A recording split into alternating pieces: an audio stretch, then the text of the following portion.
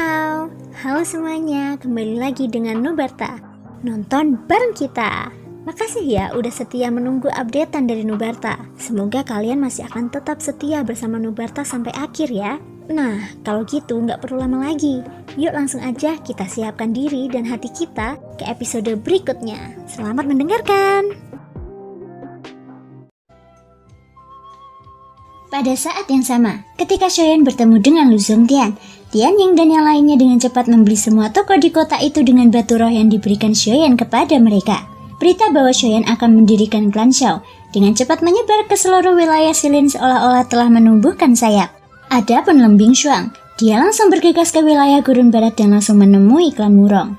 Pembentukan klan Shao tidak hanya membutuhkan dukungan dari semua faksi di wilayah Silin. Klan Wurong yang tinggal dalam pengasingan di wilayah Gurun Barat juga telah menjadi target bagi mereka untuk dilibatkan.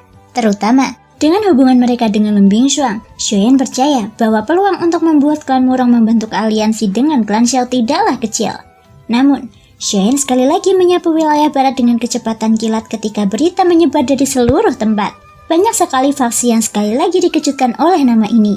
Mereka semua mengingat pertempuran yang menggetarkan jiwa 3 tahun lalu. Lembah Labirinkin, yang merupakan penguasa lama di wilayah barat, telah dihancurkan dengan paksa oleh Shoyan. Sejak saat itu, Shoyan tiba-tiba menghilang. Awalnya semua orang mengira wilayah barat telah berakhir.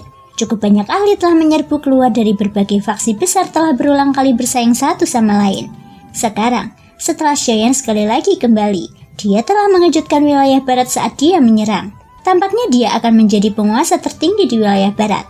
Beberapa hari kemudian, di rumah klan Sheng di luar Kotayan, hati Sendong terasa berat ketika mendengar berita dari klannya. Cucunya telah meninggal di tangan Shoyan. Dia tidak hanya tidak dapat berbuat apa-apa terhadap Shoyan. Klan Shao milik Shoyan akan segera bangkit sekali lagi telah mengancam keberadaan klan Shengnya. Sekarang, Kotayan menjadi markas klan Shao. Begitu klan Shao berkembang, mereka pasti akan menjadi penguasa wilayah barat. Terlebih lagi, klan Shengnya saat ini sangat dekat dengan klan Shao. Jika dia melakukan sesuatu terhadap mereka, dia pasti akan segera ketahuan. Pada saat itu akan sulit bagi klan Shengnya untuk melindungi diri mereka sendiri.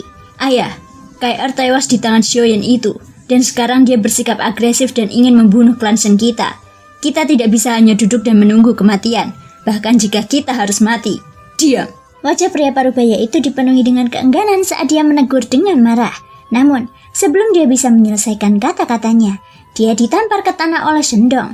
Wajah tuanya yang pucat dipenuhi dengan ekspresi jengkel. KR sudah mati. Apakah kau masih ingin mengirim garis keturunan klan Shengku ke kematian? Wajah Sendong dipenuhi amarah dan niat membunuh melonjak di matanya. Tahukah kamu bagaimana klan Bai mampu mencapai statusnya saat ini? Siapa yang tidak tahu bahwa klan Bai menduduki peringkat terakhir di antara 4 klan besar sekte pedang surgawi? Mereka bahkan tidak memiliki kualifikasi untuk berpartisipasi dalam urusan internal sekte. Tapi sekarang, Shoyan telah membunuh cucuku. Orang tua ini tidak akan pernah melupakan kejadian ini. Namun, jika kau ingin membalas dendam, itu jelas bukan sesuatu yang dapat dicapai dengan bertarung dengan semua emosimu. Sendong menarik nafas dalam-dalam, lalu menghembuskannya perlahan. Ekspresi wajah tuanya berangsur-angsur kembali normal. Senyum muncul di wajah pucatnya. Ia membantu pria parubaya itu berdiri dan berkata perlahan, "Kirimkan pesanku. Mulai hari ini dan seterusnya, klan Shengku akan menjadi kekuatan bawahan klan Shao." Keesokan harinya, berita tentang klan Sheng yang menyerah kepada klan Shao menyebar dengan cepat ke seluruh wilayah Silin. Seketika, pasukan yang tak terhitung jumlahnya bergerak dengan sangat cepat. Beberapa klan dan pasukan yang lebih terhormat menyatakan niat mereka untuk bergabung dengan klan Shao. Dalam sekejap, wilayah Silin dipenuhi dengan bendera milik klan Shao. Di dalam Kotayan, sebuah aula besar yang megah menjulang dari tanah. Banyak pavilion dibangun dengan cepat. Dalam waktu kurang dari setengah bulan, semua toko besar dan kecil di dalam Kotayan telah hancur sepenuhnya. Sebagai gantinya, mereka digantikan dengan aula besar milik klan Shao. Bahkan ada batu hitam besar yang didirikan di luar gerbang kota timur Kotayan. Jika seseorang melihat dengan seksama, penampilan batu ini sebenarnya persis sama dengan penguasa Swan berat Shoyan. Di batu ini, ada 2 kata emas cerah, gerbang Shao yang diukir di atasnya. Di sisi lain, pelelangan Lu Zongtian yang akan berlangsung selama setengah bulan juga sedang berlangsung di Sahebu. Puluhan pil tingkat 5, kemewahan semacam ini, telah membuat khawatir banyak klan dan kekuatan tersembunyi di wilayah barat. Di antara orang-orang itu, bahkan ada beberapa ahli yang kultivasinya telah mencapai alam raja asal. Situasi seperti itu menyebabkan Lu Zongtian tidak berani ceroboh.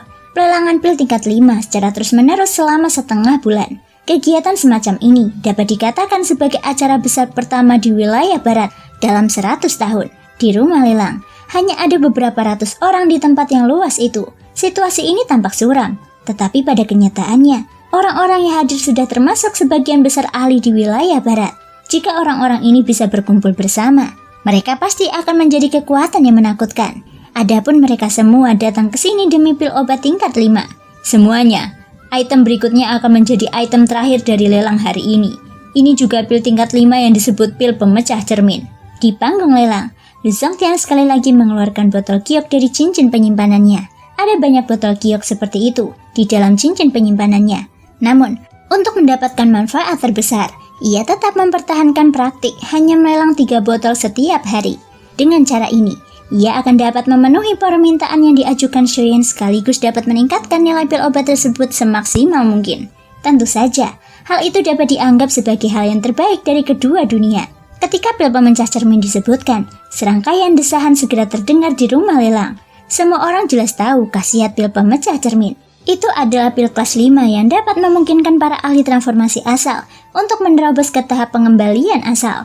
Ada beberapa ahli transformasi asal tahap akhir yang hadir, dan mereka tidak dapat menahan diri untuk tidak terbakar oleh hasrat ketika mereka melihat pil pemecah cermin. Tentu saja, para raja asal yang duduk di depan juga mengincar pil pemecah cermin. Jelas, ada banyak junior yang akan mencapai transformasi asal akhir di klan atau tetua mereka. Jika mereka dapat membawa kembali pil pemecah cermin, mereka akan dapat meningkatkan kekuatan mereka. Para ahli ini jelas tidak akan kehilangan sesuatu yang menguntungkan mereka. Harga awal adalah 1000 batu roh kelas menengah. Setiap kenaikan tidak boleh kurang dari 100. Batas atas adalah 50.000. Tolong. Meskipun harta karun itu bagus, harganya membuat ekspresi beberapa orang yang hadir berubah. Hari-hari kompetisi dan lelang yang terus-menerus telah menyebabkan mereka menghabiskan cukup banyak batu roh. Dan tidak sedikit orang yang telah menghabiskan semua kekayaan mereka.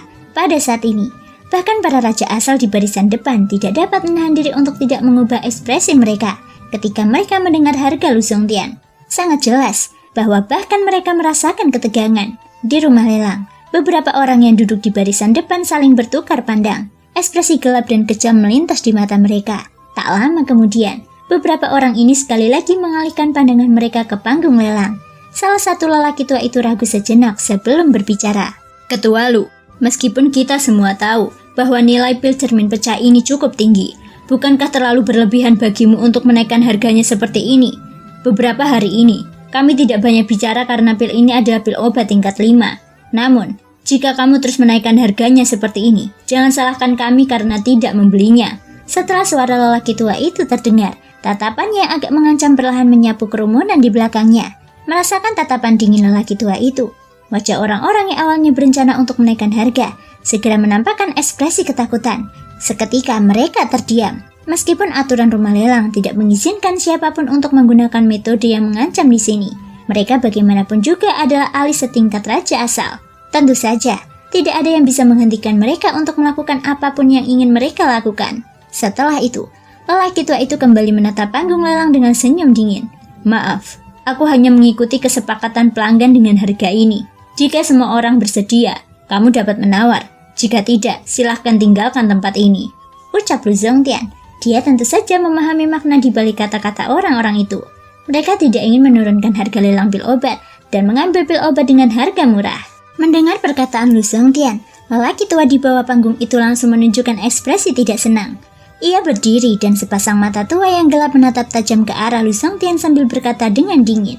Lu Zongtian, aku sarankan kamu untuk tidak bersikap terlalu sombong. Orang tua ini tahu bahwa kamu telah bergabung dengan Gerbang Xiao, tetapi ini tidak cukup untuk menjadi pendukungmu. Gerbang ini hanya didirikan oleh beberapa raja asal. Jika kita benar-benar bersaing bersama, beberapa klan besar kita tidak akan takut sedikit pun. Sebaiknya kamu tidak menyerahkan dirimu sendiri. Namun, pada saat inilah suara tenang tiba-tiba terdengar dari suatu tempat di rumah lelang. Sepertinya kamu terlalu percaya diri, meskipun suaranya tidak keras. Itu cukup untuk menarik perhatian semua orang yang hadir. Bahkan Lu Zongtian yang berada di panggung lelang juga melihat ke sana dengan wajah penuh kecurigaan. Dia tahu bahwa Shoyan tidak ada di Sahebu, dan suara itu bukan miliknya. Ketika semua orang menoleh, di sudut rumah lelang, seorang pria dan 2 wanita perlahan berdiri. Sekilas, wanita itu tidak diragukan lagi adalah Leng Bingshuang.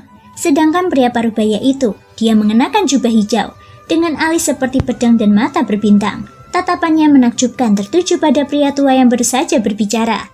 Melihat 3 orang yang berdiri, lelaki tua itu mengerutkan kening dan hatinya hancur. Sebuah firasat buruk segera muncul di hatinya. Aku adalah Gerbang Xiao, Murong Hao. Setelah terdiam beberapa saat, lelaki parubaya itu berbicara perlahan. Pada saat yang sama, aura kuat yang sebanding dengan Raja Asal Bintang 7 langsung menyebar dari tubuhnya, menyebabkan ekspresi semua orang yang hadir berubah drastis. Ekspresi lelaki tua itu berubah pucat pasi. Begitu kata-kata Murong Hao terdengar. Murong Hao ini adalah saudara keempat dari klan Murong. Sedangkan wanita di sebelah kanan Leng Bingshuang, dia adalah Murong Qianqian yang telah kembali ke klan 3 tahun lalu. Ketika pertama kali mendengar 2 kata Gerbang Xiao dan kemudian merasakan tekanan aura agung dari tubuh Murong Hao, ketakutan segera melonjak di hati lelaki tua itu. Dia tidak menyangka akan ada ahli lain dari Gerbang Xiao selain Lu Zongtian. Yang lebih tidak terduga adalah bahwa orang yang datang sebenarnya adalah Raja Asal Bintang 7. Pada saat ini, bahkan ekspresi para Raja Asal lainnya di samping lelaki tua itu berubah.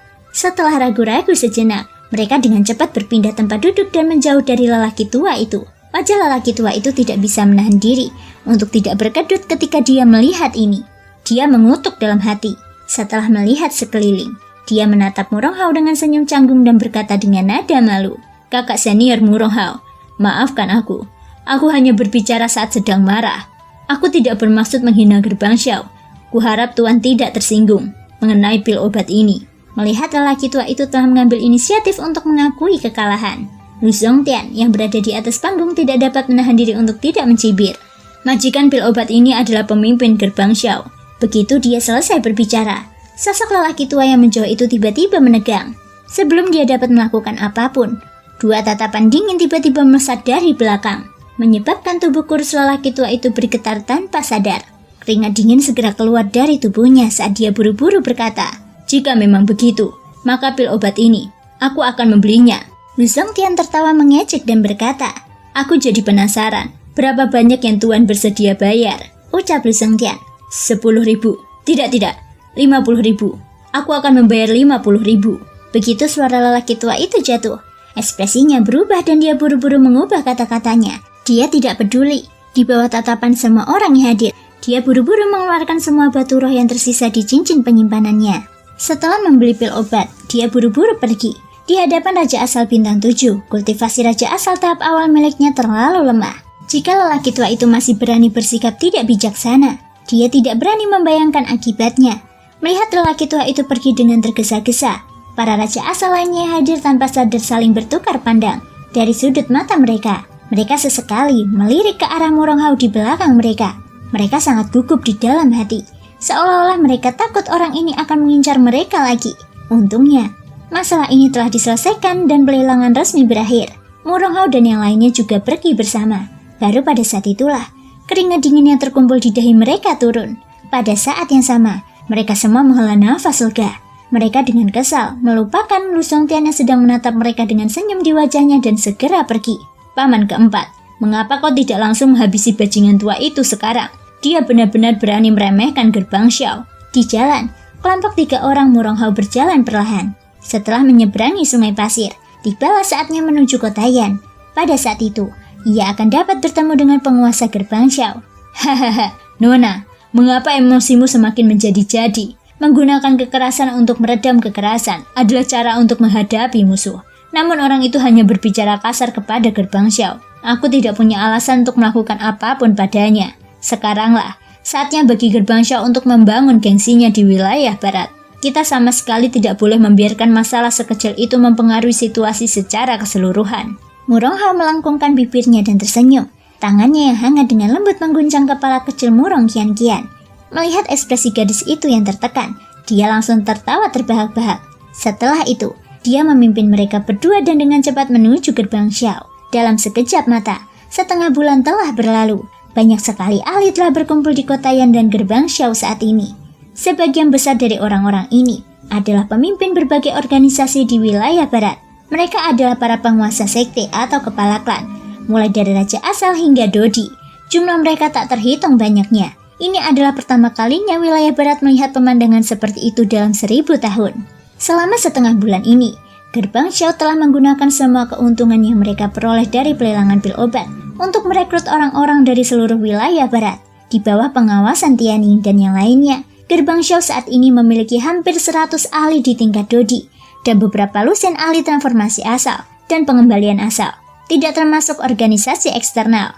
Fondasi ini tidak hanya sedikit lebih kuat dari lembah labirin di wilayah gurun barat, ditambah dengan fakta bahwa berbagai organisasi dari luar terus bergabung. Gerbang Xiao saat ini telah menjadi organisasi nomor 1 di wilayah barat. Tidak ada seorang pun di kursi utama di aula Gerbang Xiao. Sekelompok orang duduk di bawah. Leng Bingshuang, Bai Hua, dan yang lainnya hadir. 5 saudara Tianning berdiri di belakang Leng Bingshuang. Pada saat ini, tubuh cantik murong kian-kian yang lincah berbaring di punggung Bai Hua. Sepasang mata spiritualnya sesekali mengamati setiap orang yang hadir. Ketika tatapannya kembali ke Bai Hua di depannya, senyum tanpa sadar muncul di sudut mulutnya yang sedikit mengerut. Merasakan hal ini, Bai Hua juga dengan lembut mengangkat tangannya dan membelai tangan gadis itu. Wajah Murong Hao sedikit muram saat dia melihat 2 orang yang sedang bermesraan di hadapannya. Dia tidak bisa menahan diri untuk tidak mengerutkan bibirnya. Meskipun dia ingin menghentikan mereka, gadis itu sudah dewasa. Dia tidak mungkin bisa mengajarinya segalanya. Selain itu, pemuda bernama Bai Hua ini tampaknya tidak terlalu buruk. Dia telah mencapai level raja asal di usia yang begitu muda. Apa yang terjadi di antara mereka? Murong Hao menggelengkan kepalanya dan mendesah pada akhirnya. Leng Bingshuang mengerutkan bibirnya dan tersenyum ketika dia melihat ini. Ketika dia berbalik, dia melihat 3 sosok berjubah putih, perlahan berjalan mendekat. Mereka adalah 3 orang dari klan Bai. Setelah beberapa saat ragu-ragu, klan Bai tetap memutuskan untuk bergabung dengan Gerbang Xiao. Bagaimanapun, Gerbang Xiao saat ini sedang berkembang pesat dan berbagai kekuatan terus bergabung. Jika mereka terus ragu, maka ancaman Shoyan mungkin benar-benar menimpa mereka. Pada saat ini, ketika mereka bertiga memasuki aula, pandangan mereka langsung tertuju ke kursi utama. Melihat kursi itu kosong, mereka bertiga menghela nafas lega dalam hati. Mereka menangkupkan tangan ke arah Leng Bingshuang dan berjalan menuju beberapa kursi yang tersisa di sisi aula. Hehe, karena kalian bertiga sudah di sini, tidakkah kalian ingin menyapaku? Namun, pada saat inilah, sosok seorang pemuda berjubah hitam tiba-tiba muncul di belakang ketiga anggota klan Bai. Pada saat yang sama, tawa yang familiar terdengar dari mulutnya. Orang ini tidak lain adalah Shoyan. Ketiganya bereaksi sangat cepat ketika mereka menoleh dan melihat Shoyan.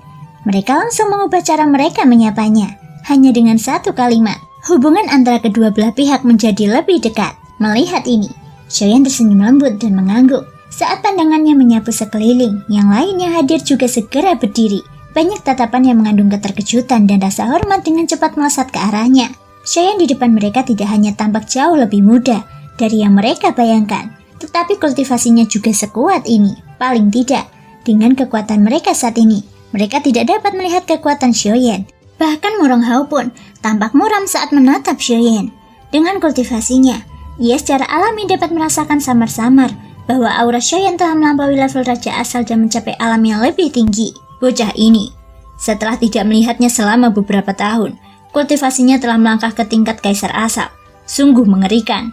Merasakan aura Shoyan, ekspresi Murong Hao pun sedikit mengeras. Pada saat yang sama, Shoyan juga telah menemukan keberadaan Murong Hao. Tatapannya langsung tertuju pada yang terakhir.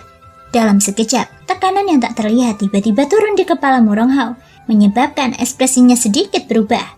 Namun, tak lama kemudian, senyum lembut muncul di wajah Shoyan. Tatapannya menyapu antara Leng Bingshuang dan Murong Hao. Tampaknya perjalanan Leng Bingshuang ke klan Murong kali ini telah menghasilkan hasil yang jauh lebih baik daripada yang dia bayangkan. Setelah menyapa semua orang yang hadir, Shoyan perlahan-lahan berjalan menuju kursi utama di aula besar. Baru setelah Shoyan duduk, semua orang duduk satu persatu. Di kursi utama, tatapan Shoyan perlahan menyapu seluruh aula. Setelah itu, dia menangkupkan kedua tangannya dan berkata, "Hahaha, kalian semua adalah pahlawan dari berbagai tempat di wilayah barat. Bisa berkumpul di sini bersama Shoyan hari ini adalah keberuntungan Gerbang Xiaoku." Begitu kata-kata ini diucapkan, banyak orang yang hadir tidak dapat menahan senyum di wajah mereka. Meskipun semua orang yang hadir tahu bahwa ini hanyalah pujian, siapa yang akan marah setelah mendengar pujian seperti itu? Segera setelah itu, Shoyan berbicara lagi. "Namun, Aku juga tahu bahwa meskipun semua orang yang telah datang ke klan Zhaoku hari ini, aku yakin banyak dari kalian masih memiliki sikap ragu-ragu di hati kalian. Jika memang begitu, aku tidak akan mempersulit kalian. Jika ada yang ingin pergi sekarang, Xiaoyan pasti tidak akan menghentikan kalian. Kata-kata Xiaoyan menyebabkan ekspresi beberapa orang yang hadir sedikit berubah. Sementara mereka ragu-ragu, Murong Hao yang duduk di seberang Lembing Shuang tiba-tiba berdiri perlahan. Dia menangkupkan kedua tangannya dan berkata, Murong Hao dari klan Murong akan menyampaikan pesan dari kepala klan. Klan Murong akan sepenuhnya mendukung pembentukan klan Xiao. Saat kata-kata itu keluar dari mulutnya, aura dan tekanan samar menyebar keluar dari tubuhnya. Raja asal bintang 7. Ketika beberapa ahli raja asal yang hadir merasakan hal ini, ekspresi mereka berubah drastis. Jejak keraguan yang tersisa di hati mereka sepenuhnya dihilangkan di bawah tekanan aura ini. Lu Zongtian bersedia bergabung dengan klan Xiao. Segera setelah itu, Lu Zongtian yang berada di belakang Murong Hao juga berdiri. Kata-kata yang keluar dari mulutnya juga dengan cepat menggerakkan sekelompok ahli di belakangnya. Aku Bai Ying, mewakili klan Bai untuk bergabung dengan klan Xiao. Pertama, ada raja asal bintang 7 yang misterius, lalu Lu Zongtian, dan yang lainnya. Situasinya sudah sangat jelas, dan klan Bai tentu saja tidak punya alasan untuk ragu. Bahkan jika mereka tidak mau bergabung, mereka tetap harus menganggukkan kepala. Segera setelah itu, serangkaian teriakan bergema di dalam aula. Orang tua ini, Zheng Tianan, mewakili klan Zhengku untuk bergabung dengan klan Xiao. Namaku Xiao Xing, bersedia bergabung dengan klan Xiao. Terima kasih semua sudah mau mendengarkan dari awal sampai akhir. Sampai jumpa di episode berikutnya.